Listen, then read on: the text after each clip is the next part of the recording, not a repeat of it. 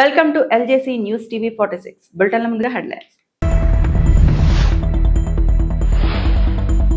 TVK ప్రభుత్వంలో 2 కొత్త మంత్రుల ప్రమాణ స్వీకారం.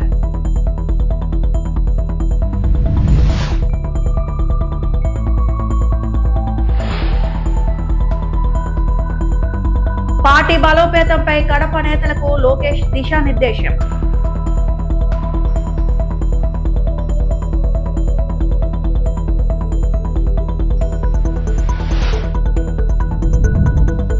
జగన్ కు ఇంధన పొదుపుపై మాట్లాడే హక్కు లేదు, నాదెండ్ల మనోహర్.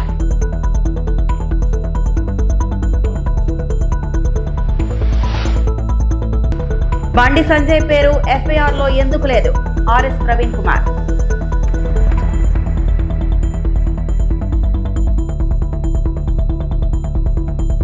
టీవీకే నేతృత్వంలోని తమిళనాడు ప్రభుత్వంలో బీసీకే MLA Vanni Arasu, Indian Union Muslim League MLA A M Shahjahan శుక్రవారం మంత్రులుగా ప్రమాణ స్వీకారం చేశారు. చెన్నైలోని లోక్ భవన్ లో నిర్వహించిన కార్యక్రమంలో తమిళనాడు గవర్నర్ రాజేంద్ర విశ్వనాథ్ ఆర్లేకర్ 2 ఎమ్మెల్యేలతో ప్రమాణ స్వీకారం చేయించారు.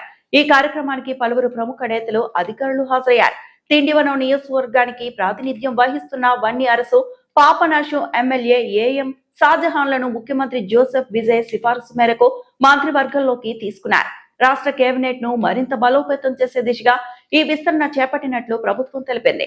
அசன்சா முகமது யாசின் ஷாஜஹான் எனும் நான் சட்டப்படி அமைக்கப்பெற்ற இந்திய அரசியலமைப்பின்பால் உண்மையான நம்பிக்கையும் மாறா பற்றும் கொண்டிருப்பேன் என்றும் இந்திய நாட்டின் ஒப்பில்லாத முழுமுதல் ஆட்சியையும் విద్యా ఐటీ శాఖ మంత్రి నారా లోకేష్ కడప నియోజకవర్గ టీడీపీ కార్యకర్తలు, నాయకులతో నిర్వహించిన సమన్వయ సమావేశంలో పాల్గొన్నారు.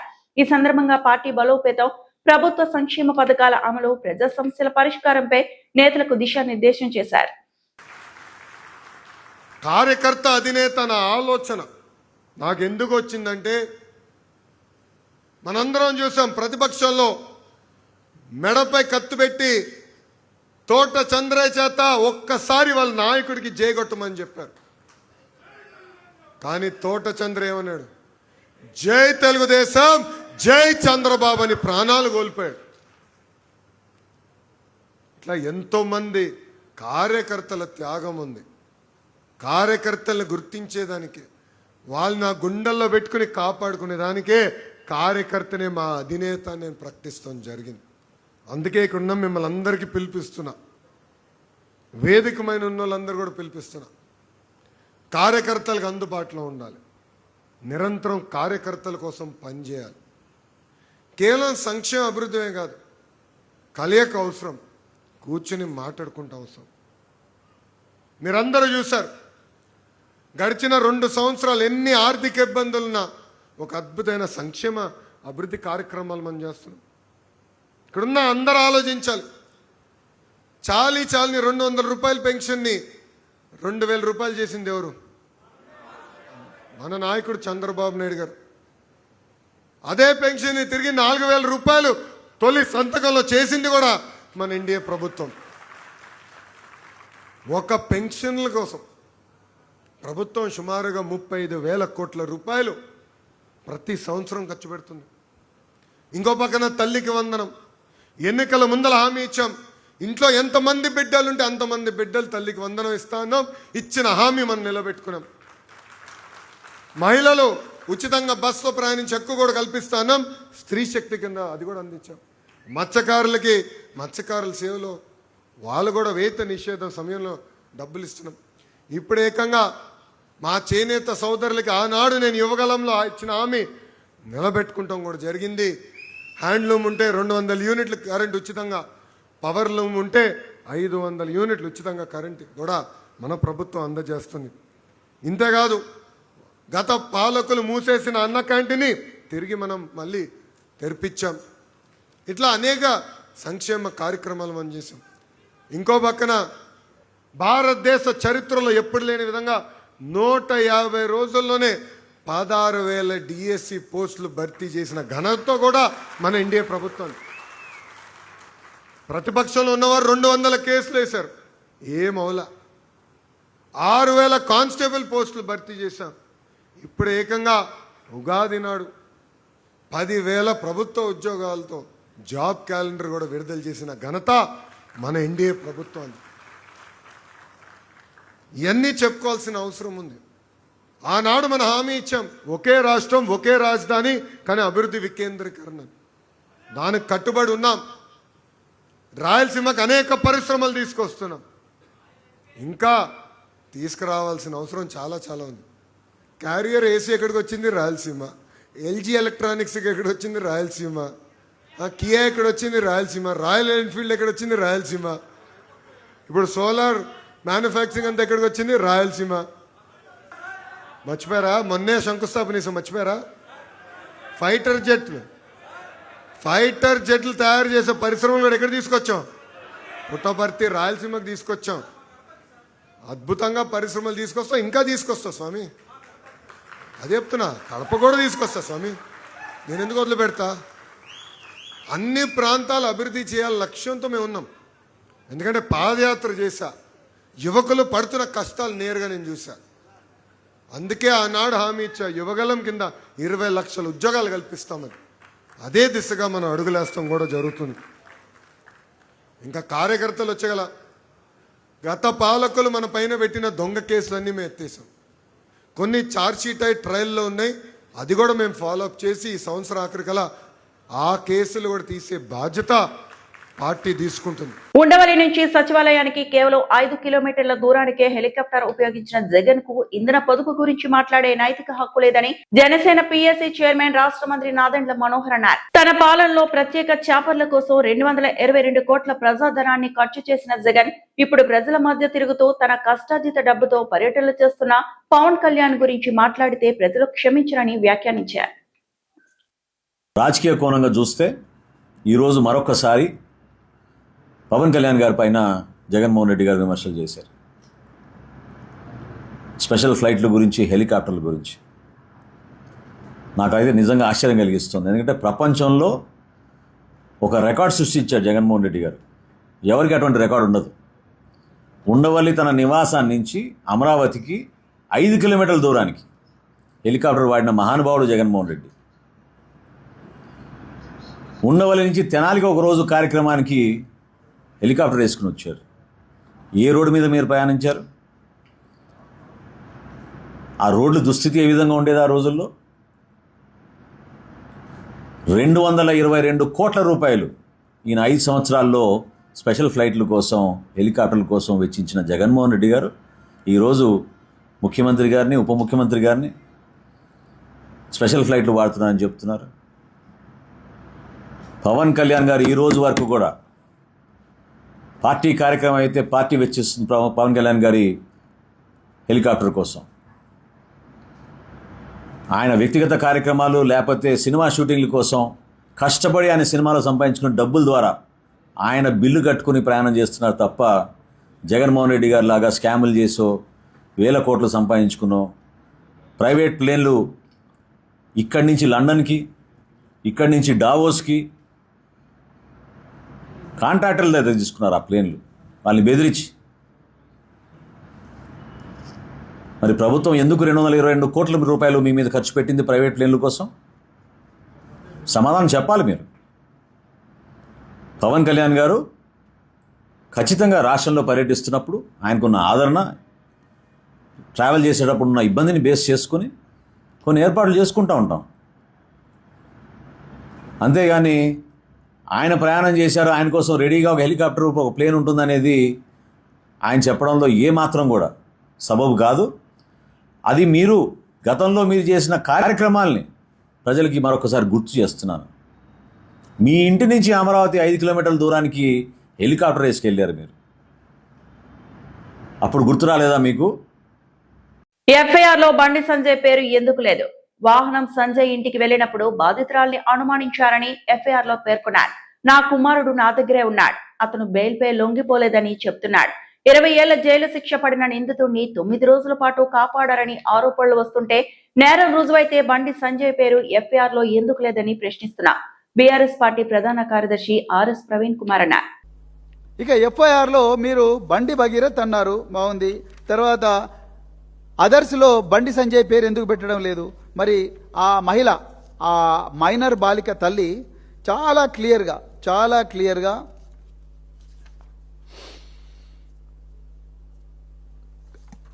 పారాగ్రాఫ్ నెంబర్ 14లో ఆమె చాలా క్లియర్గా బండి సంజయ్ గారి పేరు చెప్పింది. నేను చదువుతాను. Further on 22nd April 2026, one Sangappa claiming to be associated with influential persons visited our residence and facilitated a meeting with Sri Bandi Sanjay Kumar on 23rd April 2026. During this interaction, in the guise of counseling to my daughter and his son as a way forward, we were subjected to indirect pressure to compromise and were advised to sign documents in Nirmal police station. The statements made during the meeting caused serious fear, intimidation and apprehension, particularly considering the minor status of my daughter. ఎంత దుర్మార్గం!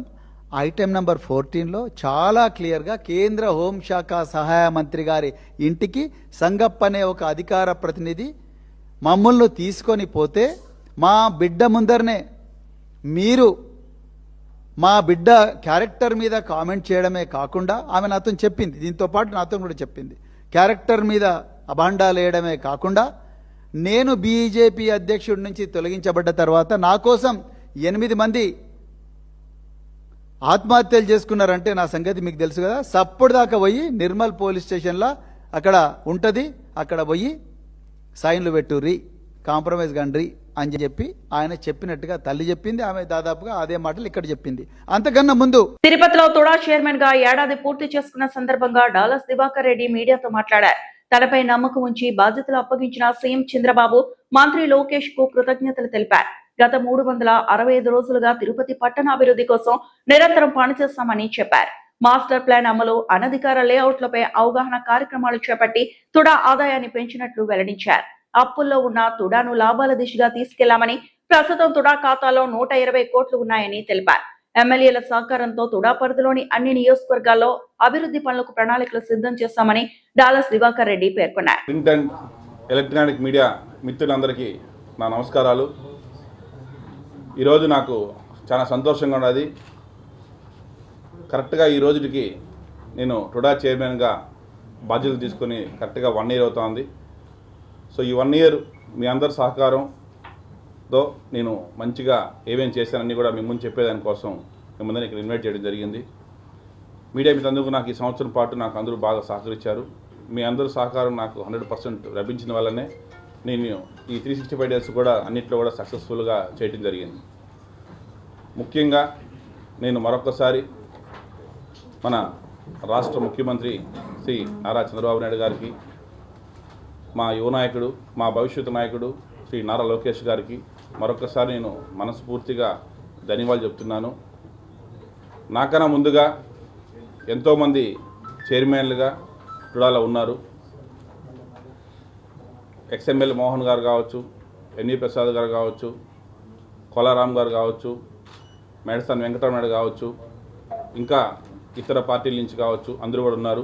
వాళ్ళందరూ కూడా రాజకీయ నేపథ్యంతో ఎమ్మెల్యేలుగా ఉన్నప్పుడు కావచ్చు, లేదంటే వాళ్ళ ఫోర్ ఫాదర్స్ పొలిటికల్ వాళ్ళందరూ కూడా ఈ పదవిని చేశారు. కానీ నాకు మొట్టమొదటిసారిగా రాజకీయాల్లోకి వచ్చిన తర్వాత నన్ను నమ్మి నాకు ఈ పదవి ఇచ్చిన దానికి మరొకసారి నేను మా సీఎం గారికి, మా యువ నాయకుడి గారికి ఇద్దరికి నేను మనస్ఫూర్తిగా ధన్యవాదాలు చెప్తున్నాను. నేను ఈ 365 రోజులు కూడా ఏ రోజు కూడా ఒక్కరోజు కూడా ఎక్కడ కూడా వేస్ట్ చేయకుండా 365 daysని 365 అవకాశాలుగా నేను వాడుకొని తిరుపతి జిల్లా రేణిగుంటలోని 220 kV సబ్ స్టేషన్ లో ఆకస్మికంగా బ్లాస్ట్ సంభవించి భారీ మంటలు చెలరేగాయి. సమాచారం అందుకున్న ఫైర్ సిబ్బంది వెంటనే సంఘటన స్థలానికి చేరుకుని మంటలను అదుపులోకి తీసుకురావడానికి ప్రయత్నిస్తున్నారు. ఫైర్ సేఫ్టీ పరికరాలతో అగ్నిమాపక సిబ్బంది మంటలను అదుపు చేస్తున్నారు. ఈ ఘటనలో సుమారు 2 లక్షల రూపాయల వరకు ఆస్తి నష్టం జరిగినట్లు ప్రాథమిక అంచనా. సబ్ స్టేషన్ లో బ్లాస్ట్ కారణంగా తిరుపతి రేణిగుంట చంద్రగిరి ప్రాంతాల్లో విద్యుత్ సరఫరా పూర్తిగా నిలిచిపోయింది. దీంతో ప్రజలు తీవ్ర ఇబ్బందులు ఎదుర్కొన్నారు. ఘటనకు గల కారణాలపై విద్యుత్ శాఖ అధికారులు విచారణ చేపట్టారు. విద్యుత్ సరఫరా పునరుద్ధరణ కోసం సిబ్బంది యుద్ధ ప్రాతిపదికన పనులు కొనసాగిస్తున్నారు.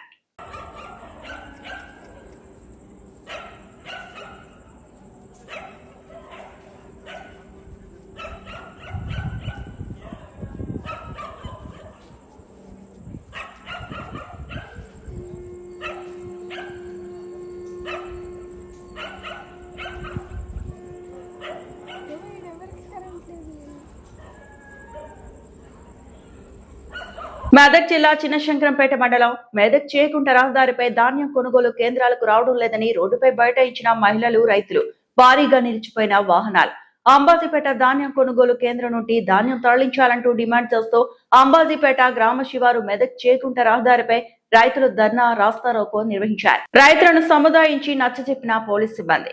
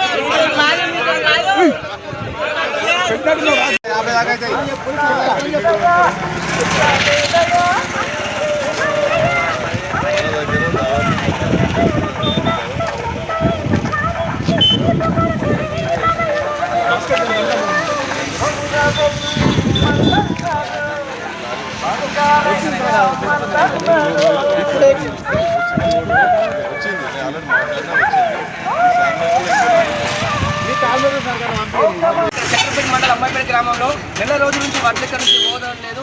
అంత రైతులు ఇబ్బంది పడుతున్నారు. నెల రోజులకు ఎక్కువ రేట్ ఉంది కానీ సీరియల్ నెంబర్ 30 ఏమో నడుస్తుంది. 4 రోజులకు ఒక లారీ వస్తుంది. గతంలో ఉన్నప్పుడు రోజు 2 లారీలు వచ్చేది. సన్నవర్లకు లారీ నెల రోజులకు ఎక్కువ ఒక్కొక్క ఎకరాకు వచ్చేసి 3,000 డాపర్లకి లాగే పడుతుంది. ఈ ఎండబెట్టి తరగతి ఒక్కొక్కరు 3-4 మ్యాచ్లు వస్తుంది. రైతులు పెట్టుకున్న ఒక్కొక్కరికి 30-40 బస్సాలు కూడా కావడం లేదు. దీనివల్ల చాలా ఇబ్బంది పడుతున్నారు.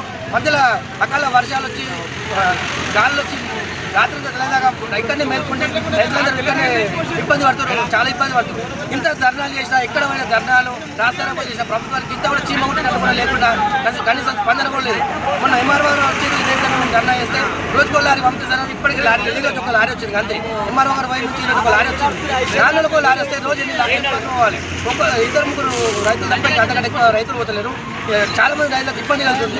ఇప్పటికైనా స్పందించి ప్రభుత్వం ఇప్పటికైనా స్పందించి లారీలు రోజుకు 2 లారీలు పంపిస్తే మాకు వడ్లు అనేవి పోతాయి. లేదంటే ఉన్న వాటిని మొత్తం తీసుకుపోయి 20 మండలం మీరే ప్రభుత్వం అధికారులకు మాట్లాడితే మనం డైలీ ఒక లారీ పంపిస్తున్నాడు. వీడికి అంబాజీపేట సెంటర్ రా, మన శంకరపేట మండలంలో అంబాజీపేట సెంటర్లోనే ఉన్నాయి. వాటి ఏ సెంటర్లో కూడా లేవు. ఈ లారీ పోతే 4వ లారీ. ఎన్ని ఎకరాల భూమి ఉంది ఇక్కడ ఇంచుమించు అంటే ఇప్పుడు వీడికి రైతులు కూడా తాండా పెట్టి కూడా 4 రోజులు అవుతుంది. ఒక్క లారీ కూడా 4 రోజులకు ఒక లారీ రాకపోతే దాన్ని నష్టపరిహారం వస్తే ఎవరు భరించాలి? దాన్ని తాండ పెట్టకపోతేనేమో పెట్టలేమంటారు. తాండ పెట్టినాకనేమో లారీలు వస్తారు. రాకపోతేనేమో ధర్నా చేస్తేనేమో మేము ఉన్నాం తోలిస్తామని ఎస్ఐ అంటాడు, మన ఎంఆర్ఓ అంటాడు. చేసిన వద్ద కూడా ఒక లారీ కూడా రాలే. ఇవాళ వచ్చింది ఒక లారీ. ఇంత అన్యాయం చేస్తే ఎట్లా పోతుంది సార్ పబ్లిక్? అసలు 3వ లారీ ఇది. మళ్ళా రైతుల పరిస్థితి ఏంటి అసలు? రైతులకి ఓనే లేవు. వీటికి ధర నుంచి కూర్చున్నాడు. ఇట్లా చేస్తే రైతులు ఎట్లా పోతారు? నిన్ననే ఆత్మహత్య చేసుకుంటూ ఒక ఆయన వడ్లు పోతలేవు అని ఇతర కొట్లాడాయి. నిన్న ఇక్కడ మన అగ్రహారంలో ఊరేసుకుంటూ ఒక రైతు. ఇదే న్యాయమా ఇది? భారీ అగ్ని ప్రమాదం చోటు చేసుకుంది. మెదక్ జిల్లా తూఫాన్ 44వ జాతీయ రహదారి బైపాస్ రోడ్ నాగులపల్లి బ్రిడ్జ్ వద్ద గురువారం మధ్యాహ్నం కంటైనర్ లారీలో ఒక్కసారిగా మంటలు చెలరేగాయి. నిజామాబాద్ వైపు నుండి హైదరాబాద్ వైపు వెళ్తున్న కంటైనర్ లారీలో మొదట క్యాబిన్ నుండి మంటలు చెలరేగాయి. మంటలు పూర్తిగా వ్యాపించి కంటైనర్ లారీకి అంటుకోవడంతో పెద్ద ఎత్తున మంటలు వ్యాపించాయి. కంటైనర్ లారీలో ఉన్న 8 కార్లు అగ్నికి ఆహుతయ్యాయి. రామాయంపేట నుండి ఫైర్ ఇంజిన్ వచ్చేలోపు పూర్తిగా కార్లు కాలి బూడిదయ్యాయి. విషయం తెలుసుకున్న పోలీసులు ఘటనా స్థలానికి చేరుకొని విచారణ చేపట్టారు. మధ్యాహ్నం 1 గంట సమయంలో ఇక్కడ నేషనల్ హైవే 44 పైన నాగలపల్లి రోడ్డు పైన ఒక ట్రక్ తగలబడిపోతుందని ఇన్ఫర్మేషన్ రావడం జరిగింది. దాంతో ఇక్కడ వచ్చి ఫైర్ సర్వీస్ వాళ్ళకు కూడా ఇన్ఫార్మ్ చేయడం జరిగింది. ఫైర్ సర్వీస్ వాళ్ళు కూడా వచ్చి ఆ ట్రక్కు సంబంధించిన మంటలు ఆపేయడం జరిగింది. దీని పూర్తి వివరాల్లోకి వెళ్తే ఈ ట్రక్ నాగ్పూర్ నుంచి కాకినాడకి 8 కార్లు మారుతి సుజుకి కంపెనీకి సంబంధించిన కార్లు తీసుకొని కాకినాడ వెళ్ళకుండా వచ్చిన తర్వాత ఈ ప్రాంతానికి వచ్చిన తర్వాత ఇటీవల ఏంటంటే బహుశా దానికి మంటలు అందుకోవడం జరిగింది. డ్రైవర్లు మంటలు తీసుకుని దిగిపోయి ఇన్ఫర్మేషన్ ఇవ్వడంతో వచ్చి ఇక్కడ వచ్చి మంటలు ఆపడం జరిగింది. ఈ సమయంలో ఈ 8 కార్లు కూడా పూర్తిగా కాల్పోవడం జరిగింది.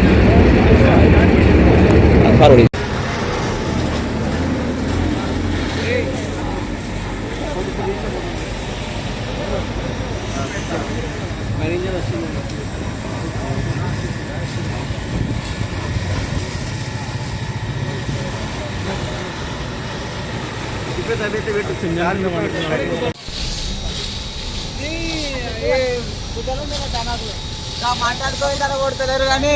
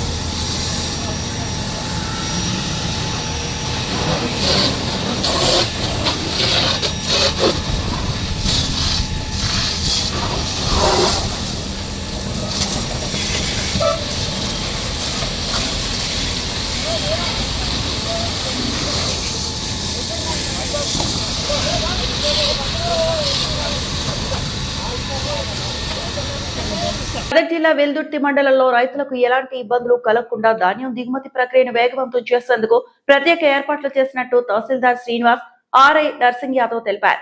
గురువారం మండల పరిధిలోని పలు రైస్ మిల్లులను ఆయన పరిశీలించారు. రైస్ మిల్లుల వద్ద 3 రోజులుగా ధాన్యంతో నిలిచిపోయిన ట్రాక్టర్లు, లారీల పరిస్థితిని పరిశీలించిన తహసీల్దార్ వెంటనే హమాలీలను ఏర్పాటు చేసి ధాన్యం దిగుమతి చేపట్టాలని మిల్లు యజమానులకు సూచించారు. సీరియల్ పద్ధతిలో లారీలు, ట్రాక్టర్లో ఉన్న ధాన్యాన్ని దిగుమతి చేస్తామని రైతులు ఆందోళన చెందాల్సిన అవసరం లేదని ఆయన భరోసా ఇచ్చారు.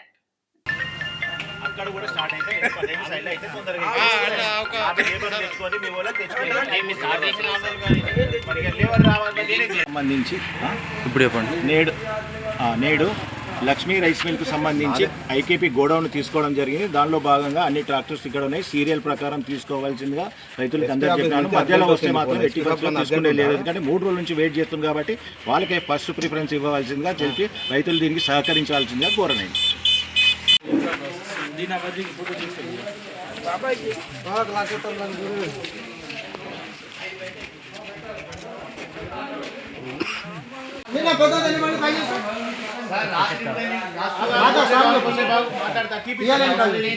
బాబు అది 4 కట్ చేసి ఉంటుంది లేదు.